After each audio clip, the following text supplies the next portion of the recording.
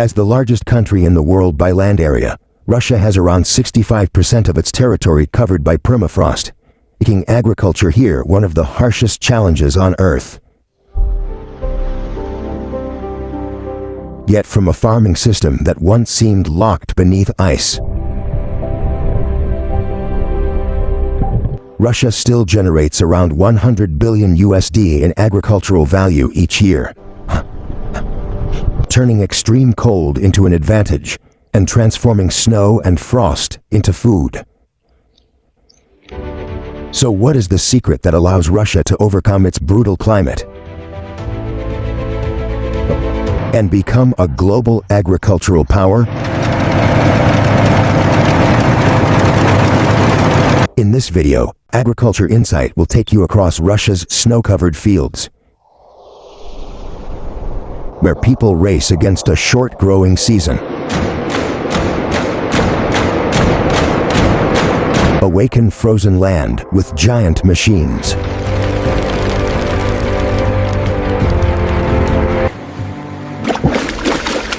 And turn a harsh climate into an agricultural engine, with influence far beyond the country's borders. Let's get started.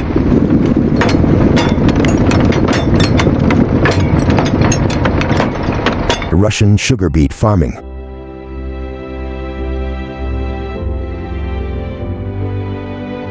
While around 80% of the world's sugar is produced from sugarcane,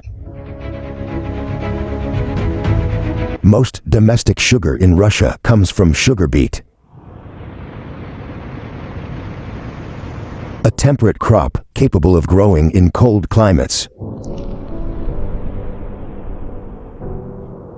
and one that now dominates the Russian sugar industry. In Russia, sugar beets are typically planted in spring and harvested from around September to November, exactly when temperatures begin to plunge.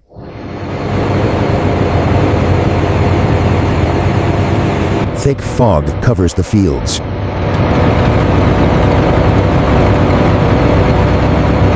and light snow starts appearing across many farming regions. Massive self-propelled harvesters, such as Ropa, Homer, and Grima, remain the ideal choice for Russia's vast sugar beet fields, stretching across thousands of hectares.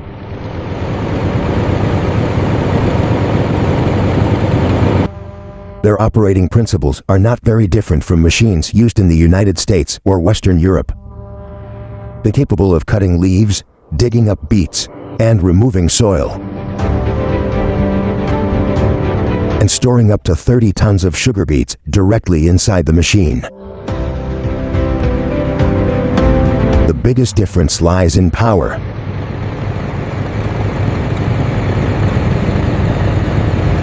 And the ability to operate under harsh weather conditions. On cold, muddy ground, thin snow cover,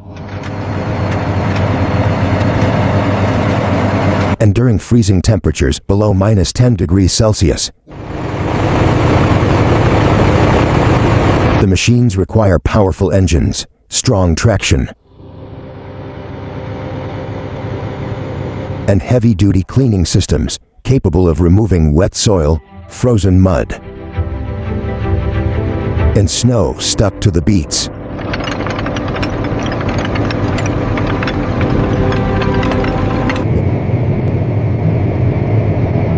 The interesting thing is that sugar beet is extremely cold tolerant. So as temperatures drop, it stores even more sugar to help protect itself from freezing. This not only makes the beets sweeter, but also gives them their best quality, just as winter begins tightening its grip on the fields. But this also comes with major risks. Because once the ground freezes just a few more centimeters deep, machines weighing dozens of tons can start slipping, and the entire harvest can turn into a battle against mud, ice, and freezing snow. That is why in Russia, sugar beet harvesting is not just about speed, but also a race against the weather before the ground freezes solid.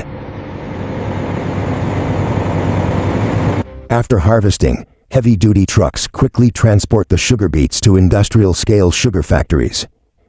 There, the beets are unloaded in storage yards, weighed, inspected,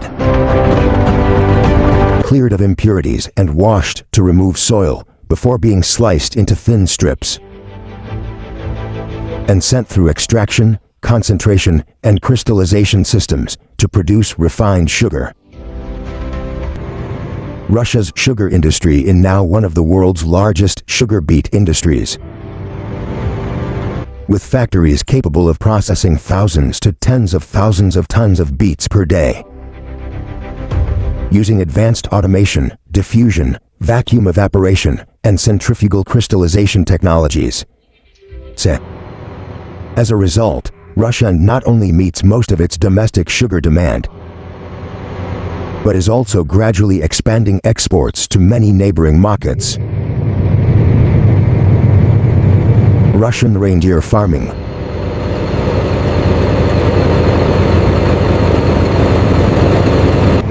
For most of the world, reindeer are often associated only with Christmas and sleighs racing across snowy skies. But in northern Russia, they are the breath of the Arctic,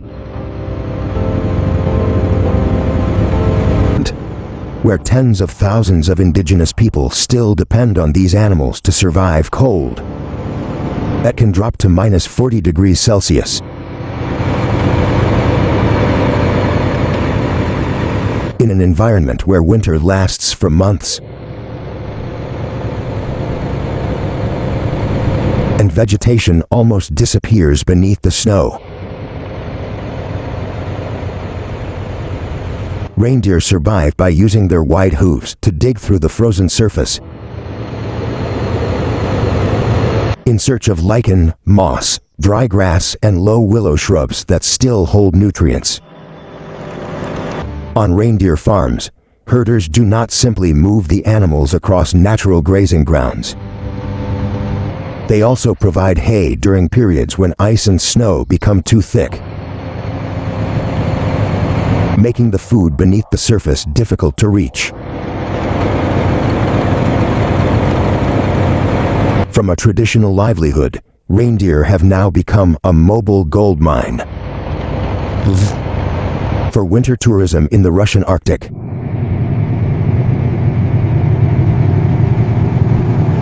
Where a single sleigh ride can cost 100 to 300 US dollars. On longer tours in Yamal, the cost can even exceed 1,000 US dollars.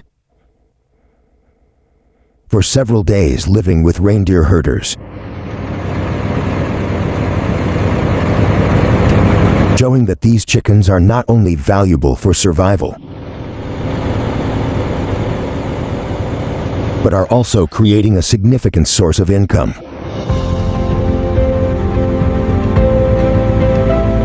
But behind that fairy tale image, reindeer remain a real lifeline for people of the North. Reindeer meat is rich in protein, low in fat, and used for stews, drying, or winter storage. Their milk is produced in small quantities, but it is thick, fatty, and packed with energy. Thanks to their strong pulling power and remarkable cold endurance. Reindeer also appear in winter racing festivals, where the races are not only entertainment, but also a way to show the deep bond between humans and an individual reindeer with a full rack of antlers. Siberian pine nut farming.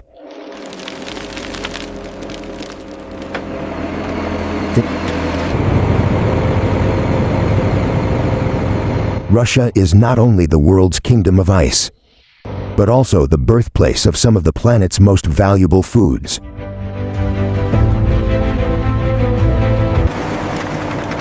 Among them, Siberian pine nuts stand out as a luxury product.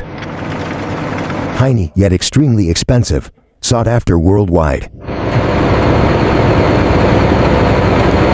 and capable of generating more than $1 billion each year.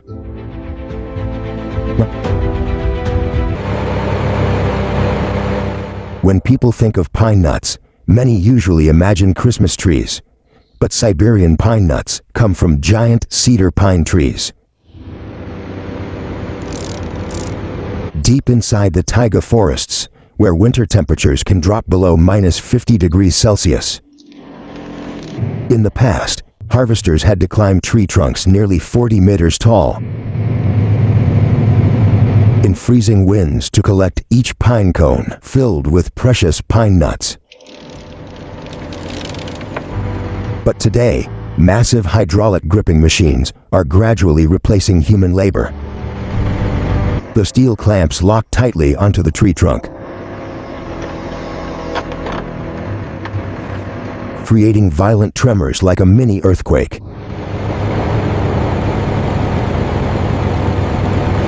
Within just seconds, thousands of mature pine cones come crashing down onto the ground like hail, where workers are already waiting below to collect them and pack them into sacks. Thanks to these iron arms, the harvesting process has become faster, safer, and far less risky than climbing tree trunks dozens of meters tall in the freezing taiga forest. After harvesting, the giant Siberian pine cones are sent directly into specialized seed extraction machines. Inside, pressing rollers and vibrating mechanisms continuously break apart the hard wooden cones, releasing millions of tiny pine nuts.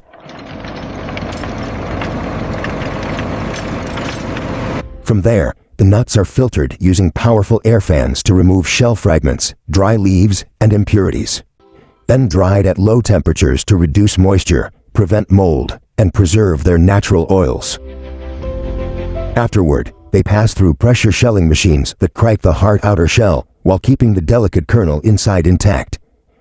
The kernels are then sorted by optical cameras to remove defective nuts before being vacuum packed for export. Today, Siberian pine nuts commonly sell for $30 to $60 per kilogram, making them 2 to 3 times more expensive than many ordinary pine nuts. Thanks to their rich buttery flavor, high natural oil content, and premium value in pesto, confectionery products, and cold-pressed oils, Russian sturgeon farming.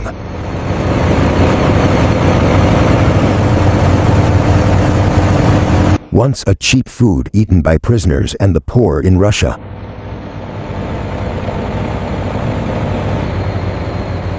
sturgeon caviar has now transformed into the black gold of the ultra-rich, with prices reaching up to $35,000 per kilogram. About the same as a Ford F-150 Platinum.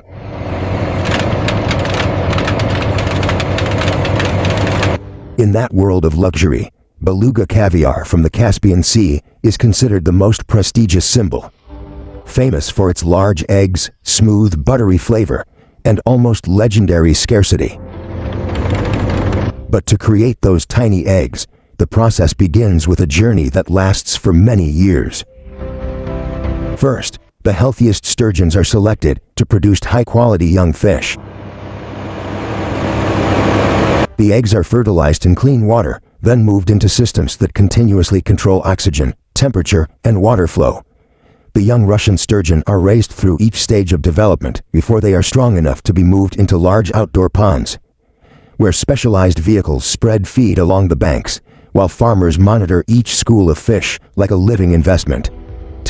For many female sturgeon, it can take up to 7 years before they produce their first batch of eggs. This long period of waiting is exactly what makes caviar one of the most luxurious foods on the planet. Once the fish are mature enough to produce eggs, the harvesting stage becomes the true deciding factor in the value of the entire process. The sturgeon are calmed in cold water at 2 to 8 degrees Celsius.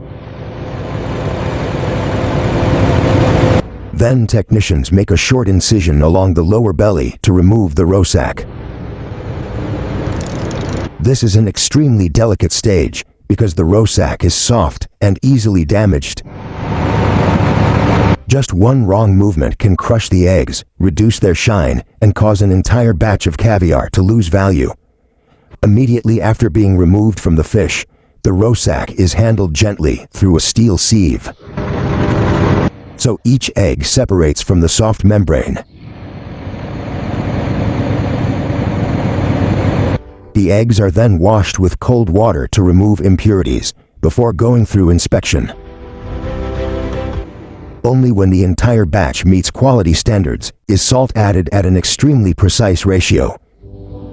Caviar is often enjoyed with a mother-of-pearl spoon instead of a metal spoon, because even a slight metallic taste can ruin the delicate salty, buttery flavor of each egg. In Russia, this level of refinement is tied to a whole culture of luxury dining. Sturgeon caviar is served with blini, sour cream, chilled vodka, and even appears in premium chocolate.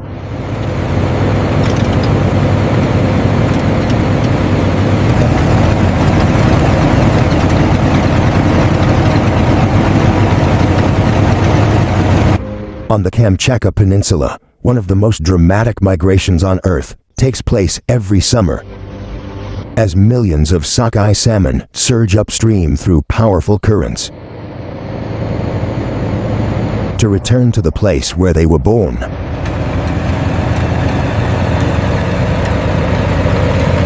Turning Russia's icy rivers into a bright red flow of life, predation, and survival. Many people think red salmon are born with their vivid red color, but in reality, young sockeye salmon look fairly ordinary. Like many other salmon species,